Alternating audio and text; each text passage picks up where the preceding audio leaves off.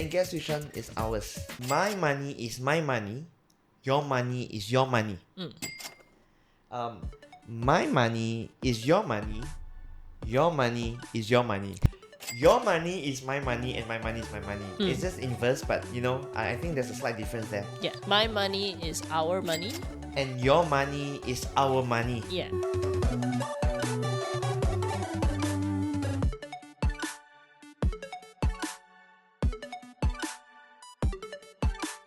Hi there, my name is Adriel, And my name is Yan Ping. and this is the Teo-logy podcast.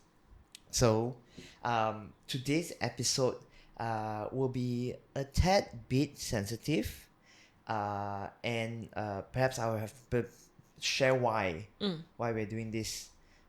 Today we're gonna take the vulnerable step of sharing how we deal with our finances as a couple. And you want to share why you thought of using this topic?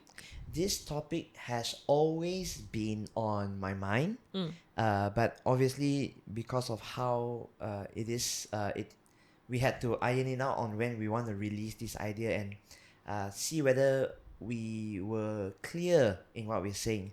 But the whole idea of why we wanted to do this topic was because we wanted to at least provide a perspective to show how we manage our finances for other couples to also consider and also share their perspective. And one reason also is because we see a lot of people not knowing how to deal with the value of money. Yeah, and I had to be careful with the value of money. So the way they chase money, the way they panic over money is something that we thought this kind of conversation would be helpful. And also, it's not just going to share our principles, we're probably going to share our mistakes also. Yeah, to at least share that, hey, we're not perfect also lah. Yeah. Yeah. And I think on reflection, we deal with many different people from different walks of life, right? For example, you have students who maybe will just not eat for 4 days to save money. And then Yes. you also have students who would gift you a Montico bottle, Different economic Yeah. situations, yeah. And because of that, different people have different perspectives of how we stand with money. So we've heard people who say oh, you guys have very good lives, and then other people will say oh, have you thought about your future?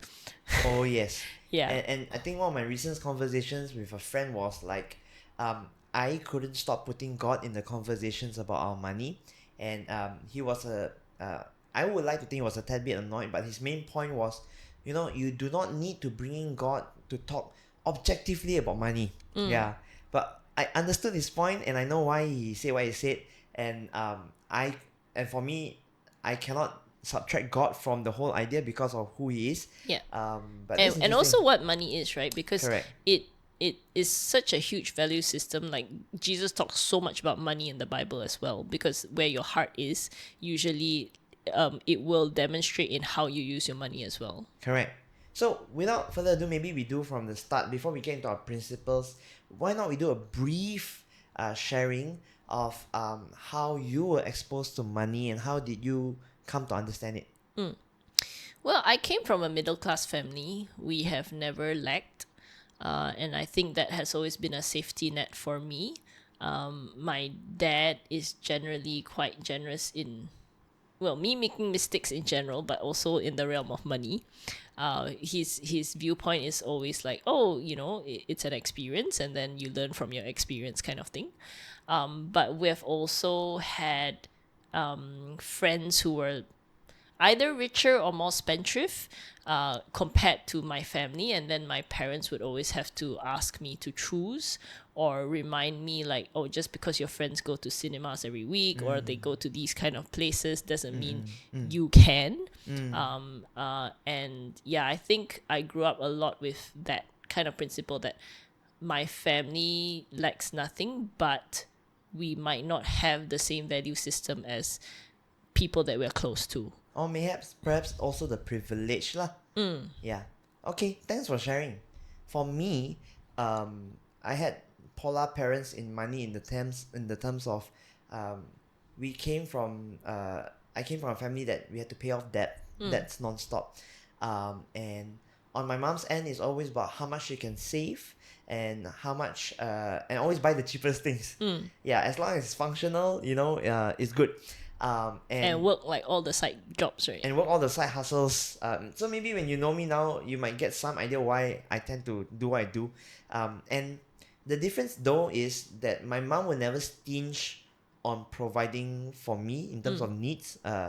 But on things of any form of luxury, then she'll say do not need. My father on the other end is the kind where he gets really agitated when you choose not to enjoy life because you want to save the extra bucks. And every time my father will bring me out when I was a kid, he says, "You say what you want to eat, and I'll get you regardless." And he will be the one that bears the financial cost. So there was one time I wanted to get a keyboard, and I didn't expect my father to buy it. I just enjoyed my time in the piano shop. The next thing I turned around, took out his credit card and shook the hands of the fella. And so that was the difference of how I grew up with money lah. Yeah. And do you feel that you adopted both? Definitely. And that will be shown in how we manage our finances also. So what we're saying today is what we're going to share with you is not the best principle. We are just getting the conversation starting among you guys, and may this be a platform by which you can start thinking as well, especially if you guys are a couple out there lah. Yeah. And then acknowledging that even as couples, you come from different value systems and different backgrounds, right? So then you kind of have to work that out, trash it out, talk it out, and then come to your own compromise or your own shared value system. Correct. And this is something that you will also go through if you're not married yet. You go through premarital counseling. Yeah, it's definitely one of the questions that has to come out. Yeah, because money makes the world go round literally in this economy.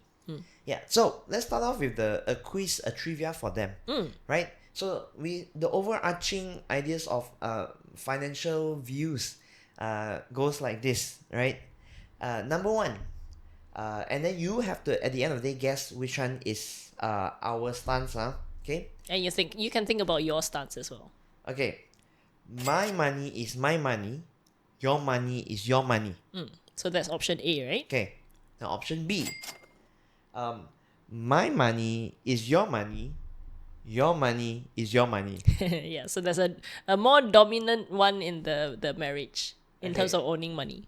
Yeah, and then slightly vice versa, but just to put it out there to see who's the more dominant, can be like, your money is my money and my money is my money. It's just inverse, but I think there's a slight difference there. Yeah. Okay, so that's B1, B2, right? Option C, it's let me just read out. My money is our money. And your money is our money. Yeah. Yeah. Yeah. So let's get the Kahoot sound playing and guess which one is ours. You are right. It is my money is our money. Your money is our money. But the question now you might be having is, how does that play itself out? And we acknowledge this view is not something that anyone can get by. But before we share how it works, maybe we just share what are the other views that we know of that has worked for them. Yeah. Also wanted to say that the options usually are closely tied to who is working and sort of who is earning most of the bread. Because, for example, if one was the housewife or the house husband, then you wouldn't really have the my money is our But money, it's your true. money. It is your money is your money, and when you want to give me some money, I'll take that money because you're providing for the family. Yeah, so you might play along the B1, B2 options. That's true. That's true. Yeah. So again, it's not a hard and fast rule. Yeah. So I share one first that I asked this couple and how they go about managing their finances, and it was really funny. He says, okay, it goes like this: she saves everything and I spend everything. So no money comes out from her, but everything comes out from me. He says, and I think I find it so fascinating. I think one of the underlying idea here is that him being a guy. There are a lot of things like tech. We are tech geeks, you appreciate certain things, but it requires money. And I know all guys out there, when they see a cool technology, you appreciate it and you want to get it, but it's not always the cheapest. So by having that principle, it also helps that the wife is not interested in anything. Yeah, so hence why she would just naturally save. Yeah, And the on wife hi- lives yeah, a simple, frugal life. and on his end, don't need to what's the word think about someone nagging behind, because the agreement is everything you save, everything I spend. And one more I share, then you can share anything on your end is the other one is funny. It's like he'll go like, I go buy on Shopee first, and then only I tell my wife. Yeah, but yeah, do you know of any other methods that couples go about? Yeah, I do see a bit of like the my money is mine, yours is yours, but how they work it out is they divide up the bills. So, for Yes. example, you pay for the house mortgage, and then he pays for the utilities. Then someone figures out the kids' tuition, and all that kind of like it's split down the middle. Correct, and it comes down to, is it fair lah? And I'm sure both parties usually agree, out of all we cover, how much are we gonna save together? So there are different variations over the option A, B, C idea lah. And so now we're gonna share about how then we work out the our money thing. Yeah, because now how do we differentiate what is ours and how do we go about spending? So maybe we discuss a bit on how we make our purchases. Why not you start first? Me. Mm. If you know me, I'm quite a simple person, especially when it comes to entertainment or leisure. So usually I don't buy a lot of things. I only spend on necessities. Yes. And hence they usually are within budget range, like for a better word. Unless I do have something that I really enjoy spending on, which is travel. So usually when a bit going into our principles as well, right? On like my money, our money kind of thing. Usually when the purchases are big, that's when we talk about it and we discuss. It's not like, I'm going to go for lunch and then I need to consult Edro like, oh, can I buy this for lunch? All the small stuff, we just like do it. But big purchases, we do need to discuss. Yeah, above 500, Yeah, I can't remember what was our bracket back then. Yeah. I think it was 1,000. We are more loose now. 1,000? We are more loose Can't now. remember. Yeah, but yeah. So I very rarely would consult Edro on a daily basis, unless it's like I want to go to this place. Yeah. Yeah. And usually I'm not against a decision simply because I'm the one that spends more. Yeah, but there was once I think the cost was a bit too high. Yeah. A bit too crazy for our current states of our what we were covering, and Yeah. we thought it wasn't the wisest thing lah. Yeah. Yeah. Yeah. But it taught me a lot about value system, because like I really, really would have loved to go. But then Edro talked me out like, it's not worth it. Yeah. Yeah. Yeah. Yeah. And now she's changing me, so I'm now a bit more of a traveler as well. I used to not like traveling, but now I'm okay. Now on my end, so one of the many things I enjoy getting is technology, tech pieces, right? And it can be impulsive, it can be out of a need, and so for example, like sourcing these mics is a sensible buy, you know. Subjective. Yeah. It was a point of contention where I will make tons and tons of research over that one item. And so when Yan Ping sees me more than an hour on YouTube looking at reviews of stuff, right? Then she sort of knows already. She doesn't have Yeah. to say it. She's And just he has to do his pitch. correct. So she's just waiting for the pitch. And the pitch comes a week later. And I'll have this high pitched voice where I say, dear? And then I'll be like, no. Yeah. Yeah. He will be happy. And then he'll be like, woo, give me a chance, give me a chance. So more often than not, the pitch fails. And she's able to talk me out of it how much I don't need it lah. Yeah. But the rule of thumb is if I really want to get that, and let's just say it still makes sense. Our new rule is to get this, I have to sell something else. Yeah. Yeah. So if I were to want a new laptop, I have to sell my Old current laptop. laptop. Yeah. Yeah. But the truth of the fact is, there was one time I was looking on the new laptop because I thought of wanting to up my video editing game for you guys. Then I really looked through at my laptop and I just really studied everything about it, and I thought the truth is no, don't really need one yet.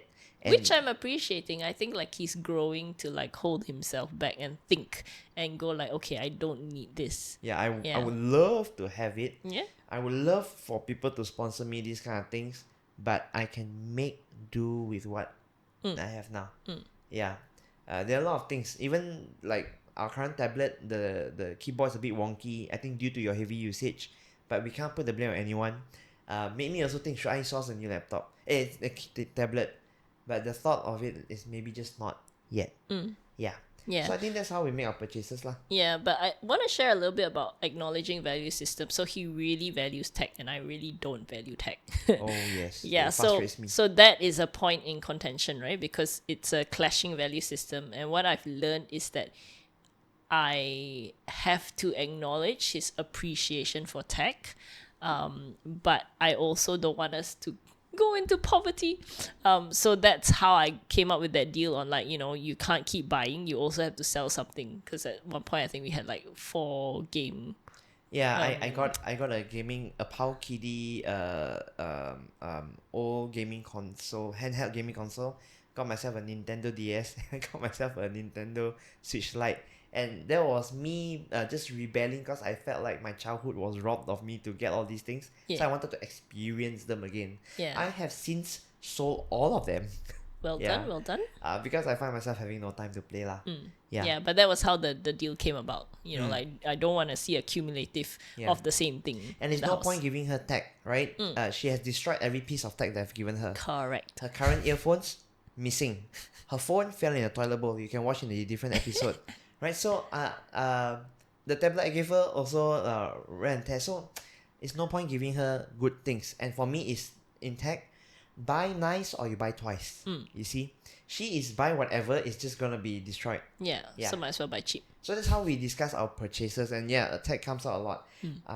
Perhaps how we save and spend. Yeah. I don't think we really have very strong principles of saving. We just try not to be too spendthrift. That's true. And how do we not be too spendthrift? Well, as much as we can, we cook at home. But we're okay with eating out. As much as we can, we check prices before we buy something. We think a lot about needs versus wants. But yeah, I do feel that is an area that we can do better, which is track our saving or Yeah. track our spending. Yeah. Yeah, we've tried a few times, but we just never committed to the habit. Yeah, for that, I think I want to share with you guys one cheat code that we do at the Chart Fund store. And it always works. Okay? So, certain chart funds where you identify, they were charged by the amount, not just the amount you take, but the different dishes. Okay? So, what happens is, Yamping will go first in the chart fund store. We will act like we do not know each other. All she does is she'll take rice and meat. And then she goes and pay.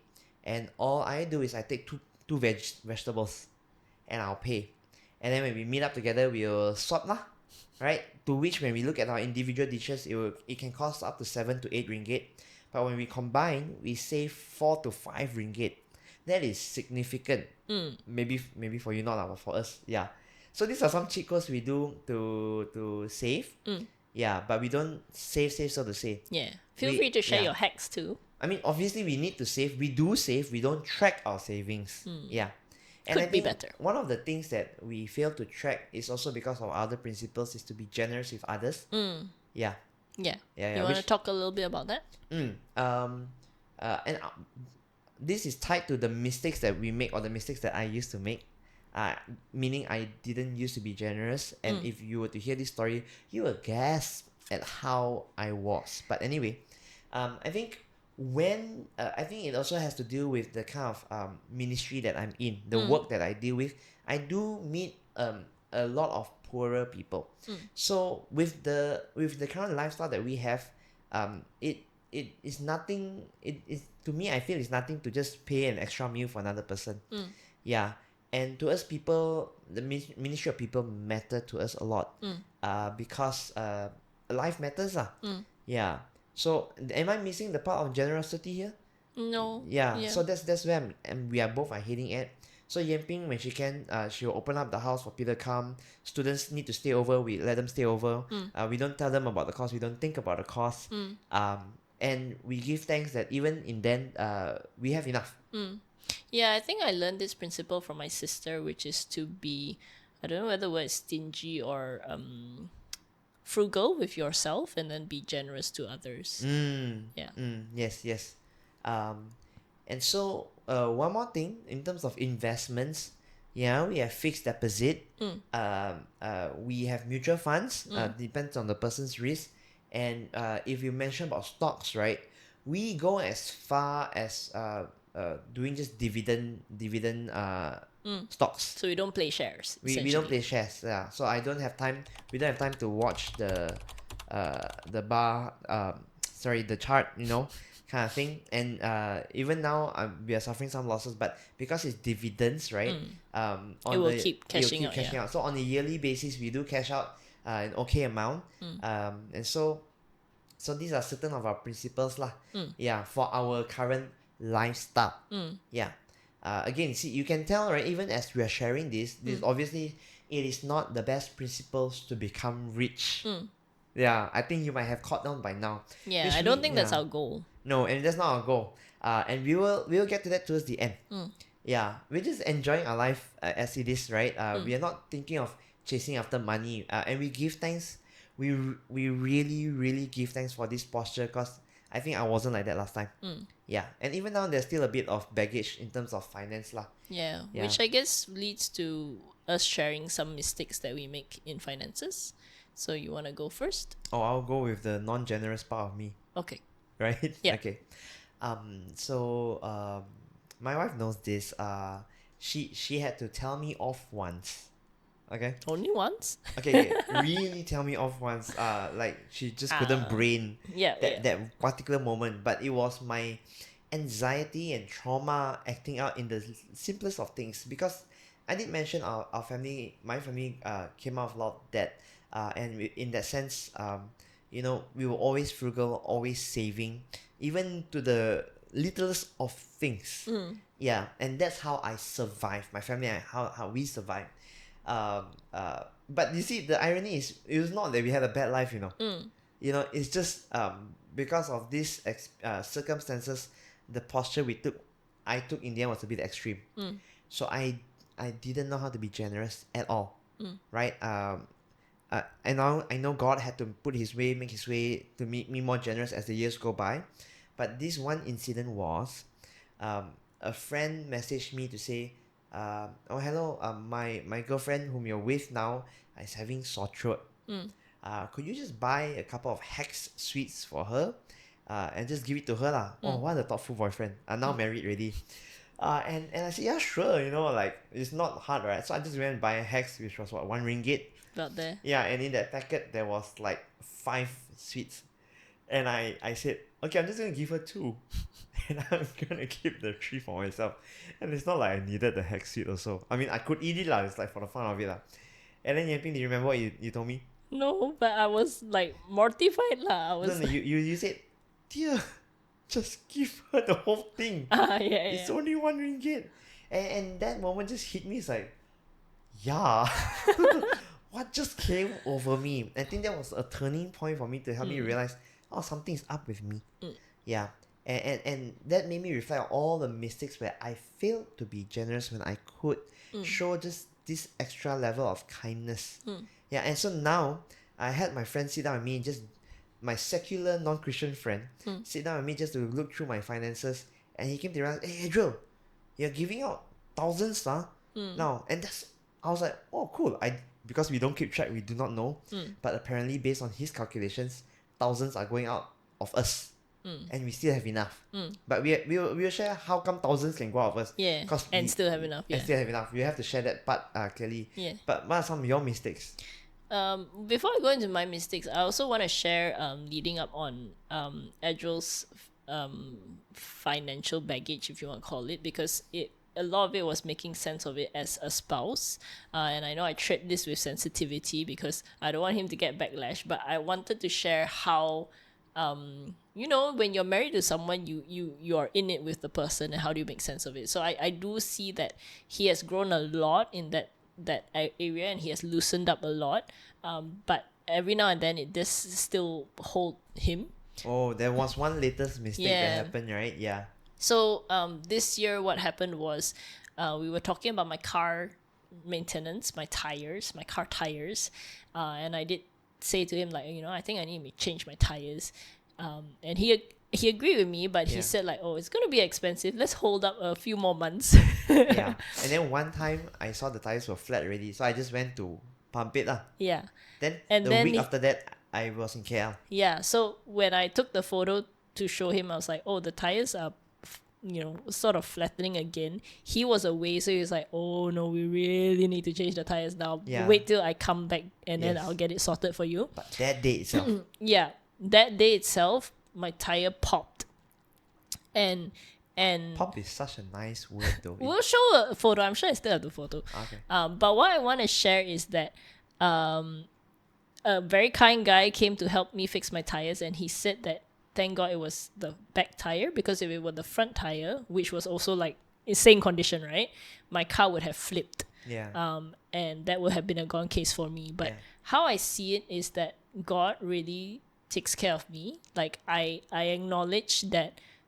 I mean, we knew a few months back that we should have changed the tires. But I also know that I need to give him his space to like let go of it. So in that process, me as the wife is just like trust that God will take care of me. And God did. So usually I'm alone. That day I was with colleagues, so there were people to take care of me, and my car didn't flip. And my company, I didn't know I had this scheme. Had a scheme for you to claim for tires. So I was like, God really, really took care of me. Yeah. Yeah. Yeah.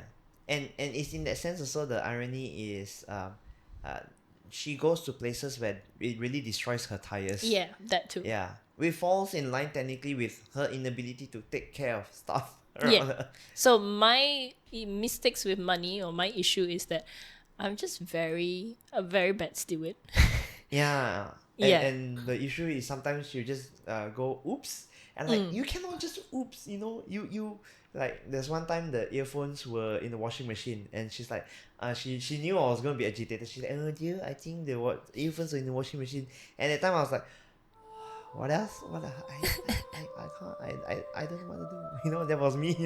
I don't know what else to say. And then after I retrieved them, and amazingly they were still working, a couple of weeks later I lost them altogether. Again. Still can't find them. Yeah, so I don't know how to get her this stuff. Yeah, so when we do purchases, especially when it comes to tech stuff, right, he will show his care to me by like really trying to get me the good stuff, and I'll be arguing with him like, it's no point getting me good stuff, because it's not a buy nice or buy twice for me. It's a buy nice and still you have got to buy twice.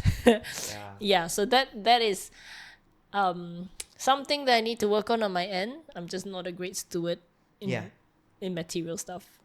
And so with that, now you're having a lot of questions on how perhaps I would say we have some sort of level of peace on how we go about our finances. It's because on top of the options that we gave you on how we view money, we come under a greater umbrella of options, which is not just my money is our money, your money is our money, but our money is God's money. Yeah. So at least for our experience, we have been brought into a whole different economy. Yeah, and it's the kind where, how do I say it? Like, we do not need to really strive to chase after money for our financial security. Yeah. And right there, that line I just said will have definitely triggered half of people who have been working hard to save money. And I'm not saying we don't work hard, by the way. It's just our security is in God, and everything that we have belongs to Him. It is that mindset. Everything that we have belongs to Him. So which means what I have is not mine to use it for myself. Yeah. And, at the same time, it's I don't have not to just chase, that it belongs to Him, it is given by Him. Yeah, it's given by Him, right? Yeah. Through different means. Yeah, so perhaps I start sharing the first example of how that looks like. Yeah. Yeah. So I had one student who, I met up with him, and he was like, brother, can I just stay with you for the next 3 days? So that was a whole new level of staying with me. And my answer was obviously yes. But my past self voice came in. It's like, but breakfast, lunch, dinner. Okay, drive all the way back there, send you back. Oh, it's gonna cost me. And that was the kind of mindset I was having. And I said, yes, Lord, but it's going to be expensive, right? Which I regretted even saying that line to God. I even regretted saying that prayer, because that day itself, that night as he followed me, it was Easter, Good Friday. Good Friday, sorry. And this elder just randomly stopped me and got like, hey Joe, I was trying to look for you for past week. This came in the tithes and the offerings, and he specifically said to you and Yamping. It was an envelope. Yeah. Put in the offering bag saying for Edra and Yanping. Yeah, and then like when I took the money was more than enough for me to at least be generous to him and not worry. Yeah. So I'll add on to it, then you add on from your point of view. So ever since, I mean, this is one story of the many examples that has happened. But one of the many reasons why we are able to give out in the thousands is because people have seen what we do and they appreciate the work that we do helping out these students. And so they give for the specific reasons to, they know that I'll give it back to them. Yeah. So everything that we receive goes back to the students actually. Yeah. And people have been very generous. Very, very generous. Like sponsoring students for camps. Yeah. Hosting them, feeding them. Yes. Or like just giving extra stuff or even money. Yeah. So one person in particular heard our story, felt led to continue to give us until the end of the year, and he asked this question, how's your wife taking it? And I'm like, yeah, she's fine, and yes, we are fine in that sense, but he was hinting at something deeper. Are you shortchanging your wife's life, the life for your wife, And so when he gave his first giving, it wasn't meant for the students. He says, I want you to use this money to take your wife out somewhere nice. And I was very, very touched. I'm still getting used to this level of generosity, and when people give, I still say, actually I don't need, you don't have to. And they say, you tell me what you need specifically. Yeah, so like what we mentioned, like this audio interface, we really give thanks for this kind of providence. Yeah. Yeah. I think I also want to share a conversation that I had when in the early days when Edra joined full time, because I'm not in full time. I get a proper paying job, and people in the full time world talk a lot about God providing for needs, and I was telling this person like, oh, but then I'm not in full time, so I don't know how God does his calculation.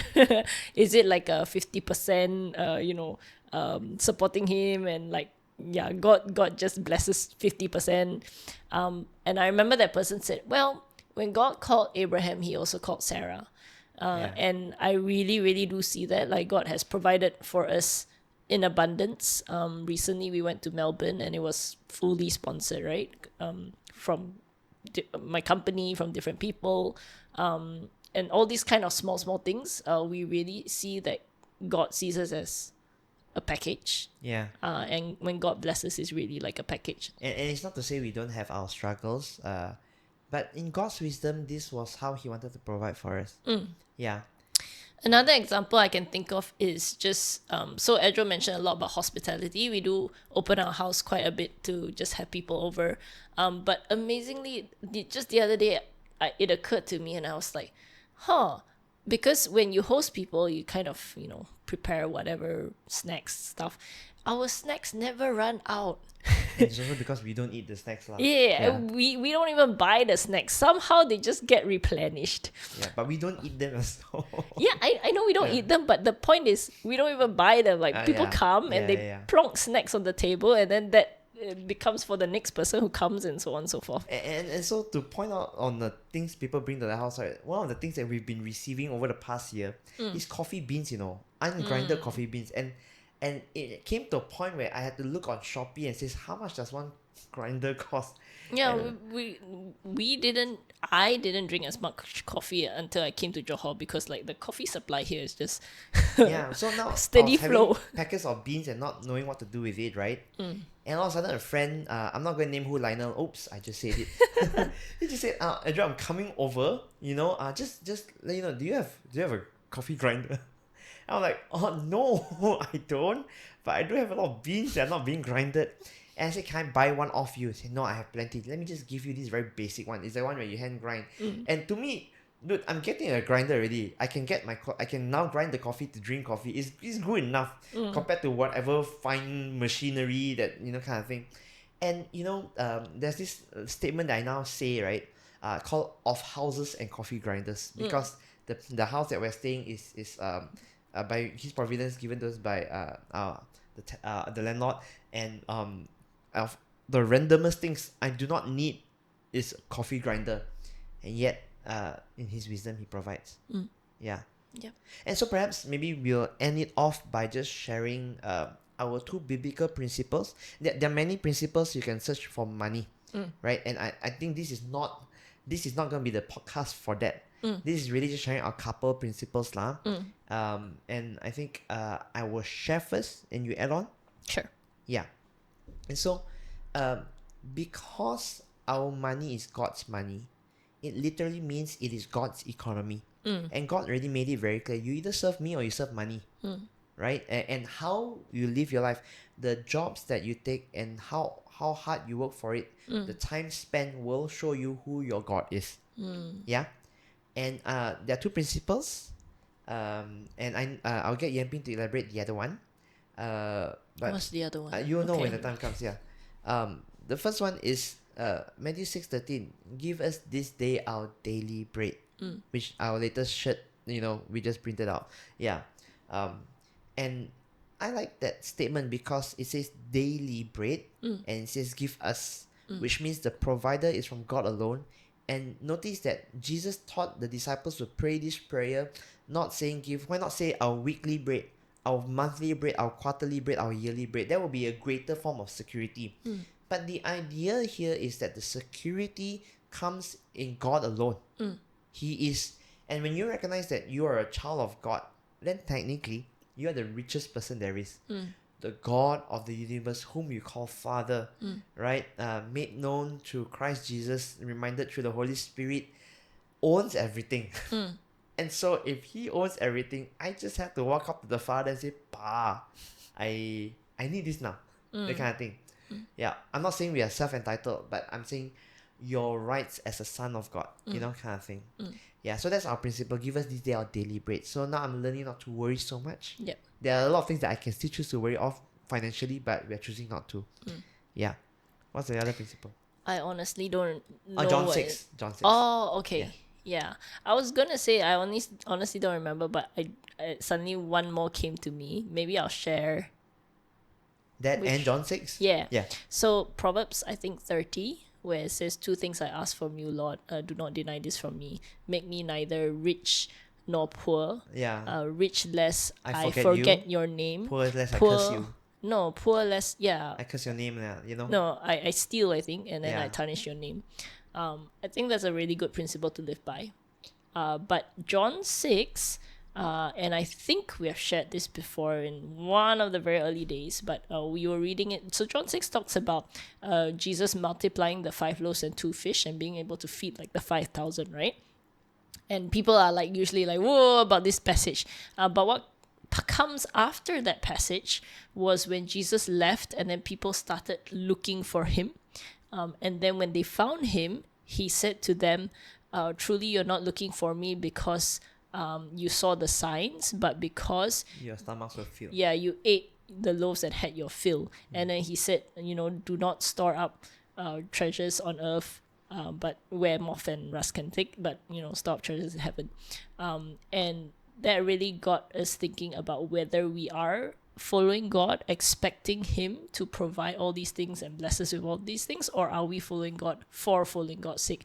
Whether or not he provides for us, that's bonus, but it's not the end goal. Yeah. Yeah, and it's not the main purpose why we follow God. Yeah. And we follow God not for the 5 loaves and 2 fish multiplying, but we follow God knowing that he can and if he wants to. But that's not the important part. Yeah.